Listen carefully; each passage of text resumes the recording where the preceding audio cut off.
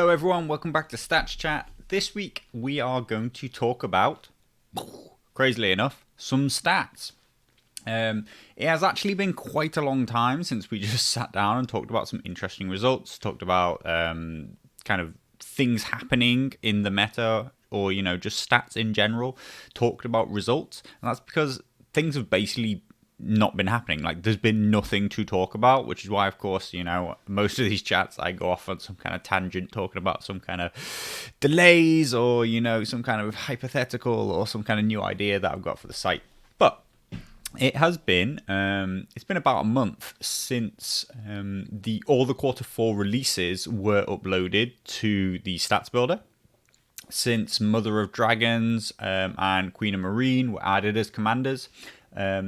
And we are starting to see the effect of that. It is a whole thing in itself that they have been on for a month, and of course they went on to the stats builder, all of that Q4 stuff, because people around the world had them at that time, and not only had them, but they were revealing all the cards and showing them to people. So it's a bit crazy to think that a lot of that stuff is now in an unknown of when that's going to be released, whether or not people will get Mammoths and Mother of Dragons anytime this year. There's a lot of unknowns there, but here we are. We have been collecting some Targaryen data, we've been collecting some Mother of Dragons data, and it's probably about time to have like a little early snapshot look at that, what that looks like. From a stats perspective, I have played one game against Mother of Dragons, so I'll talk a tiny bit about that game, which I played. Obviously, the whole point of stats is that we don't get obsessed with like individual results, individual pieces of like single personal perspective, but there is something interesting there as well. So Targaryens still bottom rated across all factions, but as you can see from these numbers up here, their 7-day rating change, their 30-day rating change has reminded me, of course, that I actually forgot to change a multiplier just in this one part of the page. So this number is actually twice as big as it really is.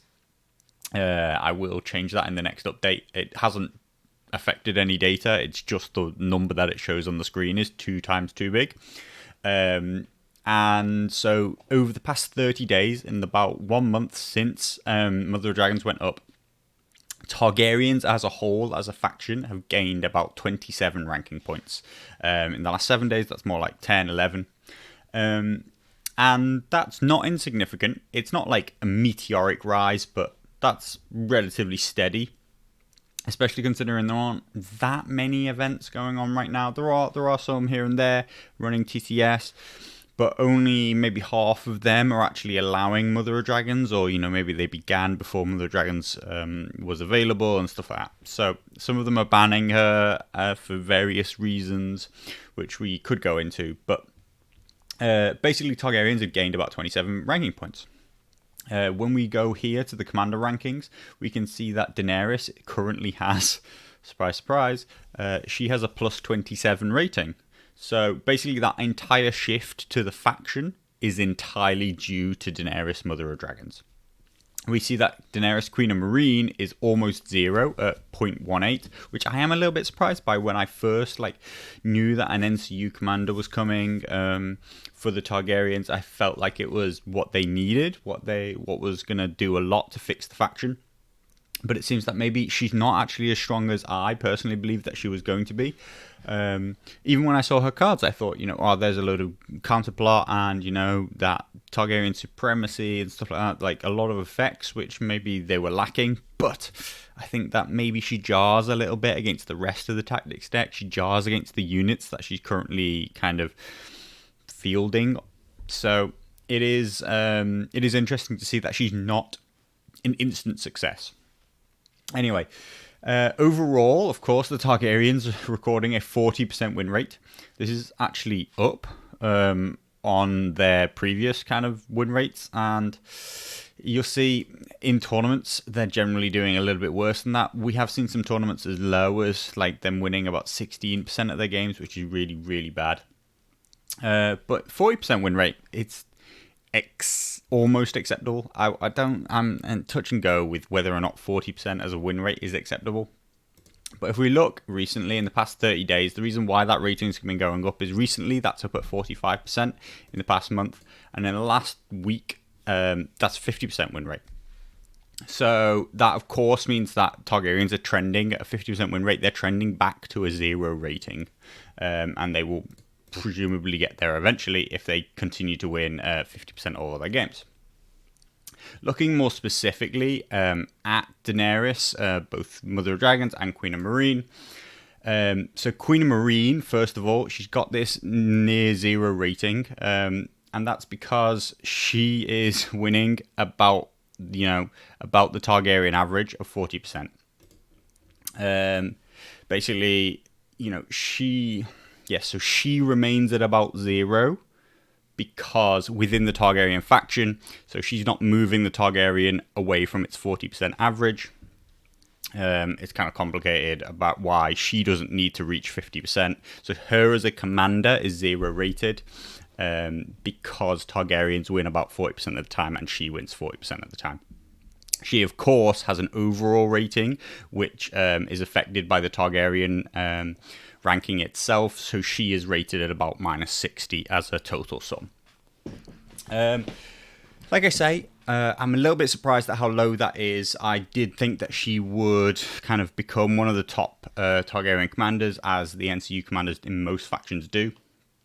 I think that is because her tactics cards and her as a commander in general want to have control of the crowns. They want to do quite a lot of panic-based morale, damage, and use, which is an interesting extra dynamic to the Targaryens. And while the Targaryens have good morale overall, everything from Screamers through to the Unsullied in both forms, all got good morale.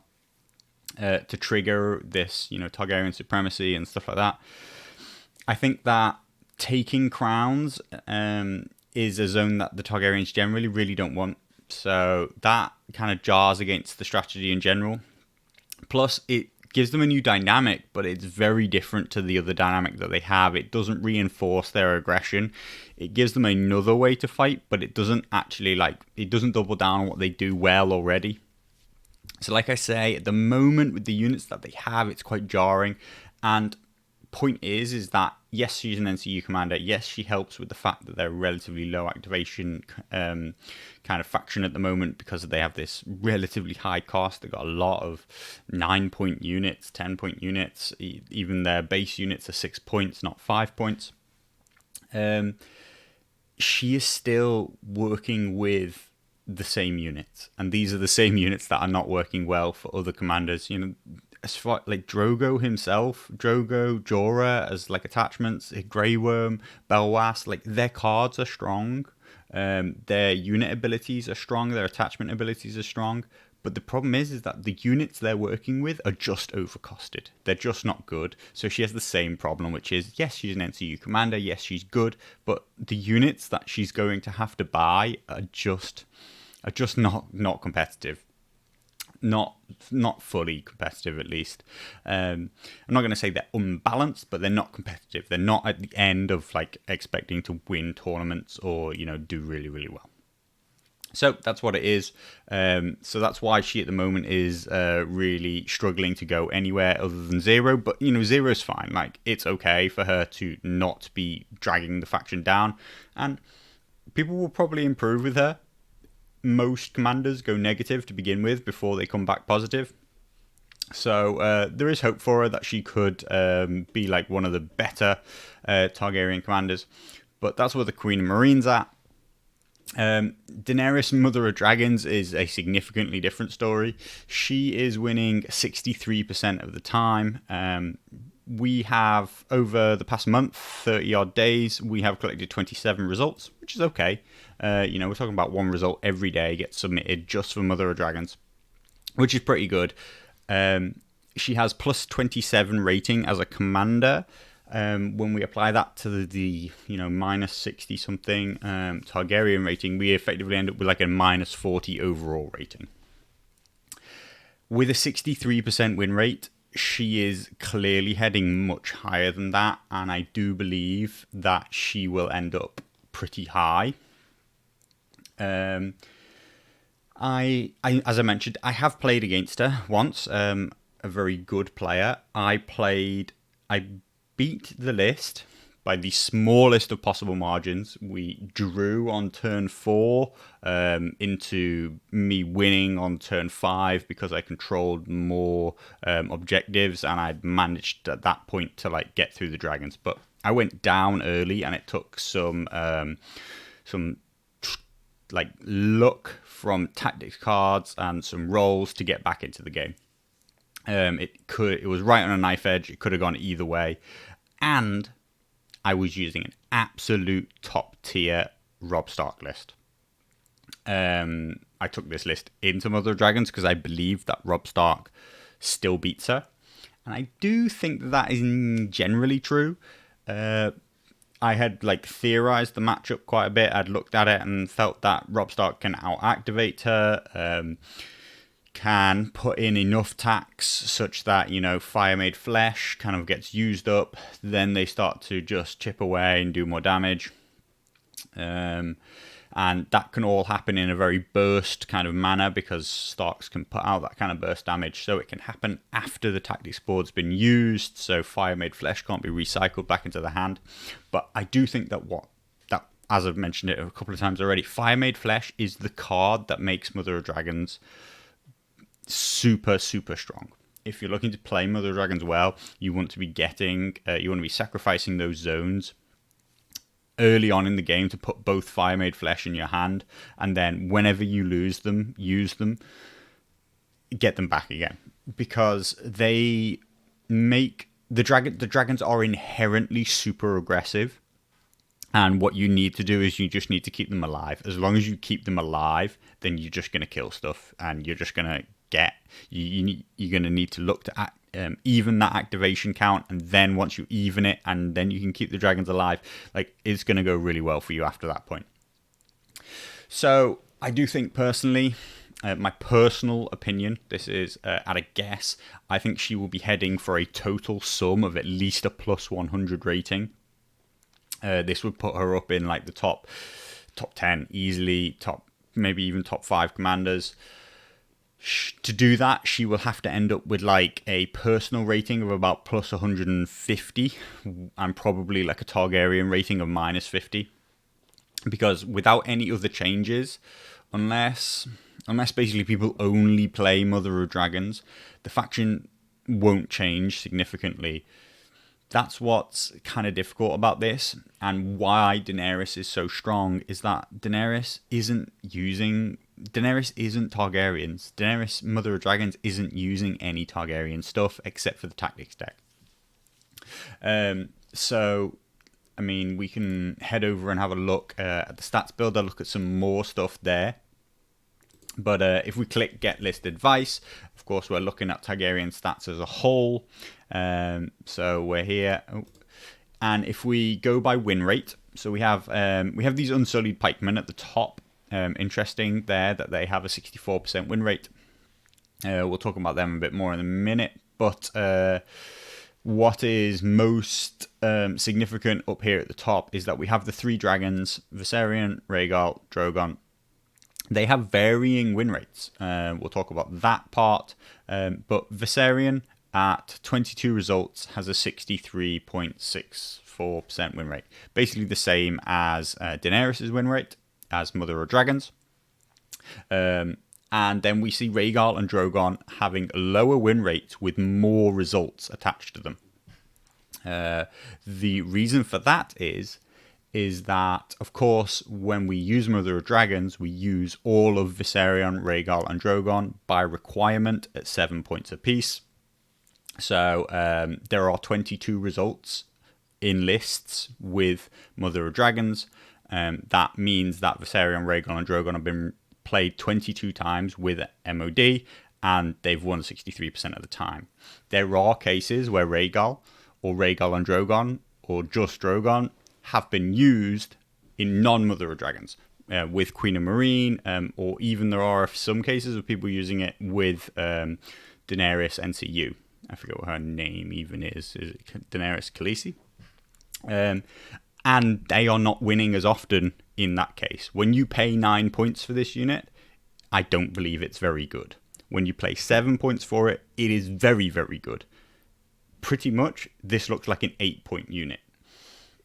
When it's 9, it looks overcosted to me. When it's 7, it's undercosted.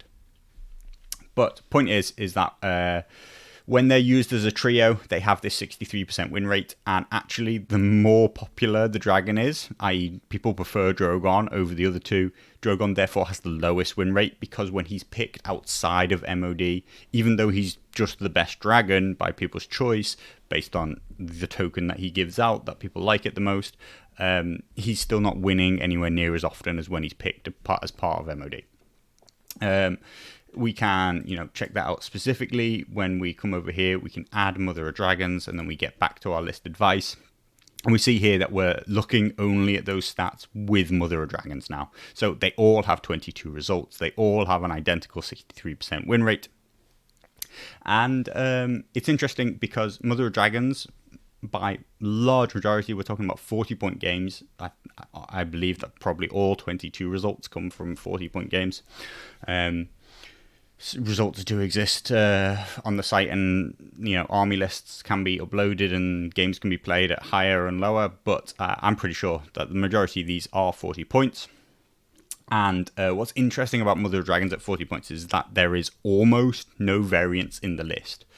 This is, I think, something I'm not very happy about, because basically you're not playing a commander and an army list, you're basically just playing a list. Like, you play Mother of Dragons, you don't have any list choices, really. We'll talk about the few that you do. But basically, nearly all decisions are made for you at 40 points. I think she's a lot better at 50 because there's a lot more room to work there. But as everybody knows, in any real list, you're going to be taking at least 2 NCUs. You have to take an infantry unit to put her in, which basically means that we've got like the tiniest amount of points left to play with. The few things that come up, the most common unit to go with her is House Bolton Blackguards, or Blackguards, as they're supposedly called, because, for whatever reason, they're not allowed to be called Blackguards. And interestingly, they have one of the lower win rates so far, but we are talking about 9 results. We don't really have the stats yet on what the best unit to field her in is. Next most common is the Stormcrow Dervishes, who have a significantly higher win rate, but again, we're talking about like 5 wins out of 7 games. But yeah, they're equally-ish popular.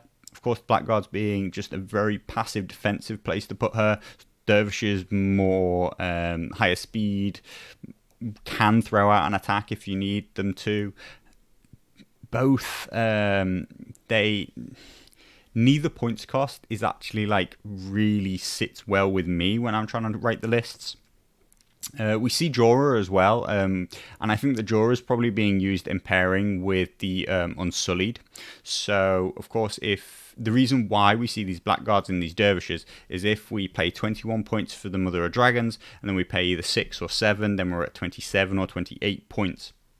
Which it leaves us with a good chunk of like 12 or 13 points to spend on three NCUs. If anything, actually, it's a bit high. We're buying 5-point NCUs not because we particularly want 5-point NCUs because they particularly synergize well with the list, but just because we have 5 points to spend and there's nowhere else we can put it. There are no attachments we can give to any infantry units because we only have one and it already has a commander in. And there's just nothing else to buy. There's nothing we can buy that's cheap enough. The Unsullied and the Swordmasters, which in a lot of ways feel like a very natural place for her to go, of course bring us up to 30 points. Now we're 30 points, we have 10 points left, but we can't buy 3 NCUs for 10 points in Targaryens. There is only one 3-point option, Iliome Mapatis, and of course we need 11 points minimum. But what we can do is we can buy Unsullied Pikemen or Unsullied Swordmasters. We can buy Jorah Mormont as the Wandering Knight solo for 3 and still buy Iliome Mapatis and any 1 4-point NCU we want. So we still get ourselves to that 7 activation count, which, I mean, I really don't think we should be playing at 6. You know, like at 6 we would be talking about Daenerys in pikemen, or swordmasters, either way around, doesn't really matter. And then we would be buying like Jack and Hagar and Walder Frey or something crazy like that. So I think Jorah's 6 results are from the pikemen and the swordmasters, and that is what it is. You know, it's a way to play. I still think that the 3 NCUs are the more powerful choice to go with for you to save some points and buy yourself an NCU rather than the 3-point Jorah. It would be perfect if there was an 8-point combat unit. 8 feels like the perfect amount. You'd get to 29 points. You could buy Ilium and Patis and 2 4-point NCUs. But there's nothing good at 8 points. There is nothing at all at 8 points, as far as I'm aware. Yeah, I mean, you know, like, literally there isn't anything at 8 points in Targaryens, so that is just not an option. So you either buy dervishes and you have like 1 more point to spend on NCUs than you really want, or you go for the pikemen swordmasters and then you're only allowed 2 NCUs and you take Jorah. I think that the 3 NCUs is important because of her replacement effect and the fact that bringing back Fire Made Flesh continuously is super, super powerful. So this isn't just, 3 NCU meta is better. This is like, she has a real reason and desire to have 3 NCUs. She always wants that last zone because she's going to grab more cards with it. So that's pretty interesting. About what's going there. I'd like to see more results, see how they shape up. In terms of the NCUs themselves, Patis gets used a lot, even though, you know, like, we can actually afford like 3 4-point NCUs or a 4-4-5 even with the Blackguards. Tycho, of course, super, super popular. Those heals on the dragons worth a lot, particularly in combination with Fire Made Flesh. Walder Frey winning quite a lot.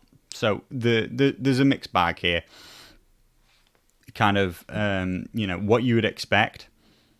Zauron, Zoan, Doxas, only 4 results, 3 wins at the moment. I'd love to see more stats on all of these.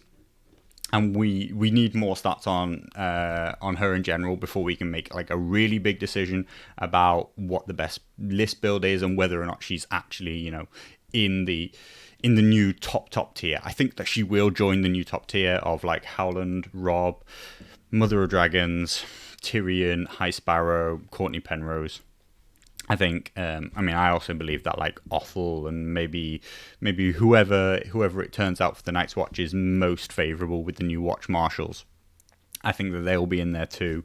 I think that the Dragons are going to push most of the Baratheon commanders down a bit, which we've already seen. The Baratheons have had a bit before. So it is interesting. In terms of activation count, everybody's fielding 7. Nobody's been brave enough to go to 6 yet.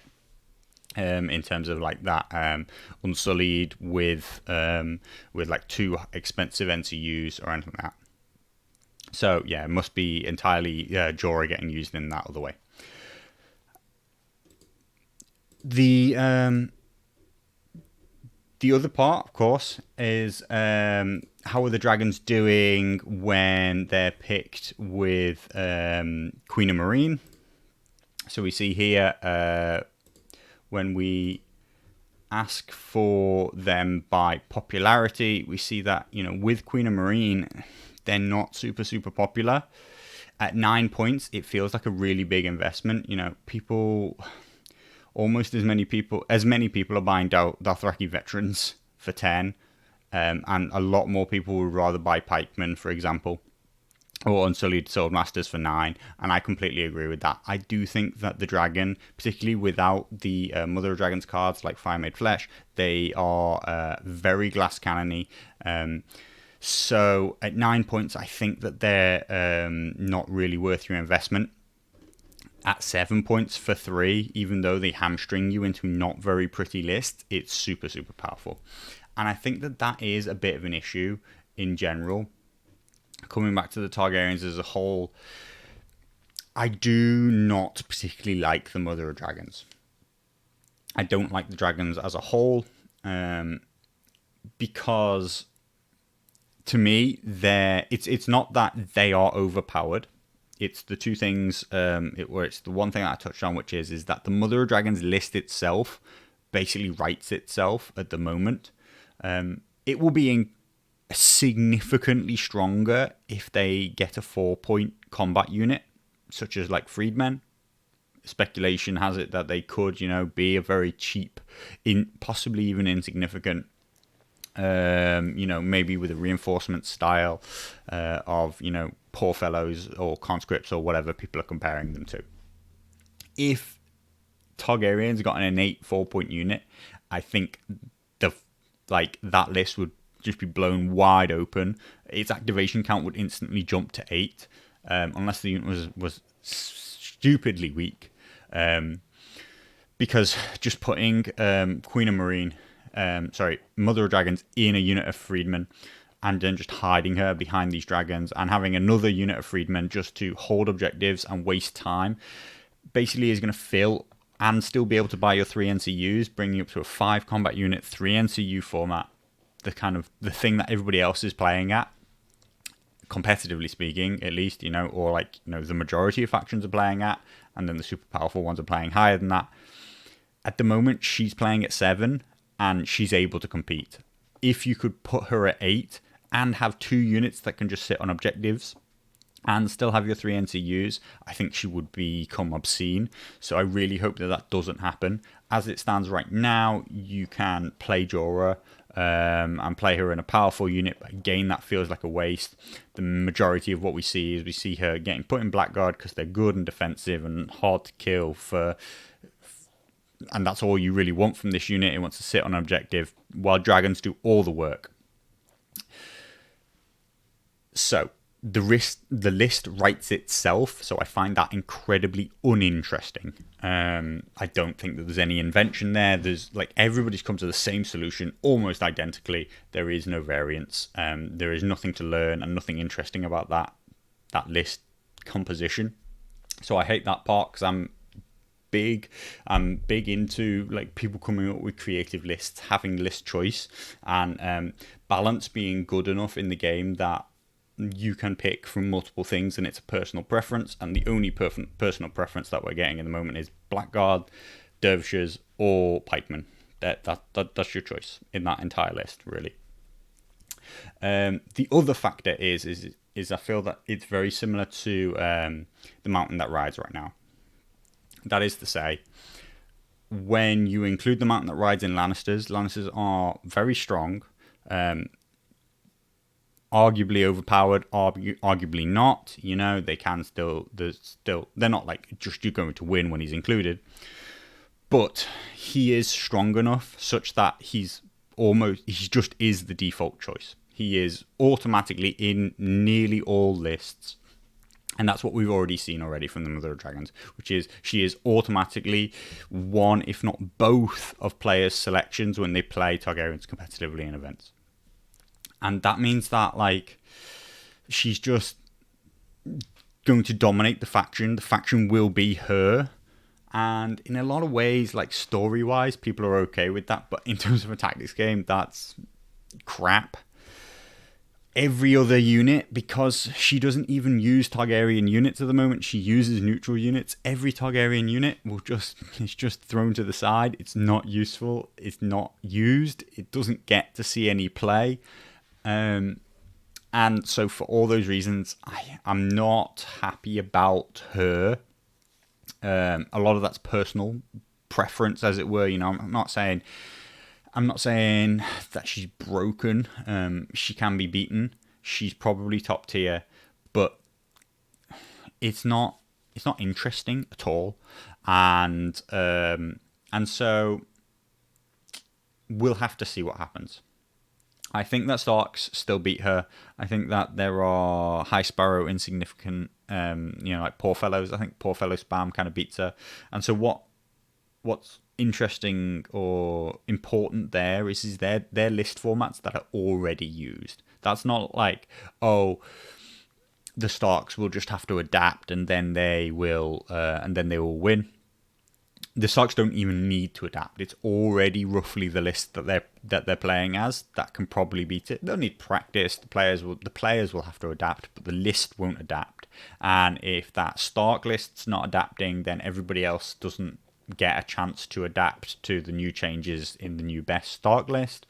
And the Tyrion, I still think would be a very strong bet into them. Reactivating Knights of Castle Rock are pretty much one of your best bets to get into them, or just like massively rapid firing crossbows into them. Probably a great shout, while being able to like delay their activations themselves. And the High Sparrow and stuff. And as I've mentioned, these are all already in the game. So what we do is we have a new contender which jumps into the mix of these are very, very strong lists, but doesn't actually like really majorly affect the way those lists are written. Those lists just remain strong. A new one gets thrown in, but she will absolutely stomp on like so many middle tier lists, like Rose Knight lists and stuff like that. So I think that we need more data. So please do submit, particularly with Mother of Dragons. She is a little bit underranked, but it's really not that significant. So, personally, I believe that all games are ranked games.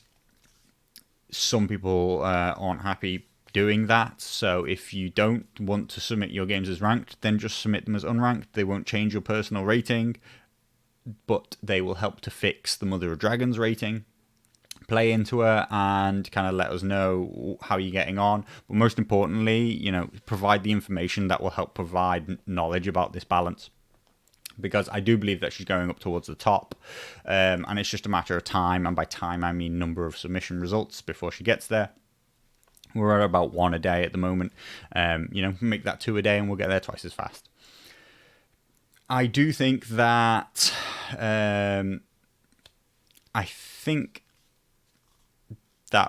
you're just going to have to deal with it. I think that the game's balance at the moment is getting a bit worse, and I don't like the direction it's going in, but at least we have some new stuff to work around, some new ideas.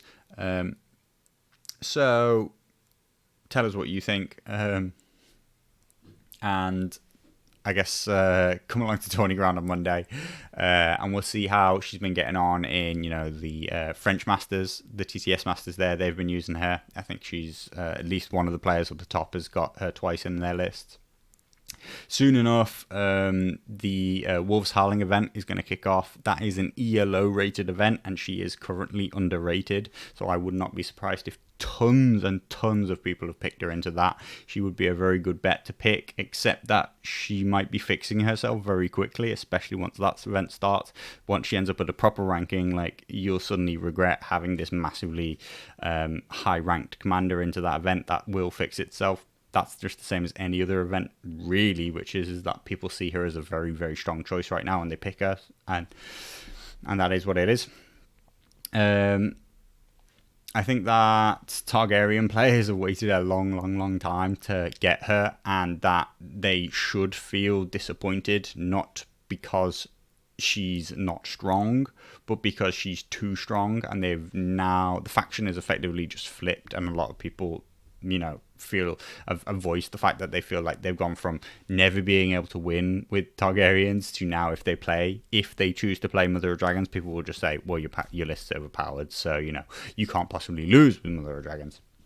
It would have been much nicer if they'd had a fix, and we'd seen the faction become a good tactical choice, whereas I don't think that Mother of Dragons is that exactly. Anyway, like I say, come along to Tawny Ground on Monday. Speak to us. Let us know what you think about MOD. We'll check out some of the stats from the tournaments there and kind of talk about all that kind of stuff. If you didn't see it, there was a really, really big reveal in the last Tawny Ground. So check back on the video from Monday. Because that was really brilliant. We had Bartender and Blood Raven on, and they showed some really new cool stuff that they're working on for TTS. So go have a look at that. And that's all for now. See you later.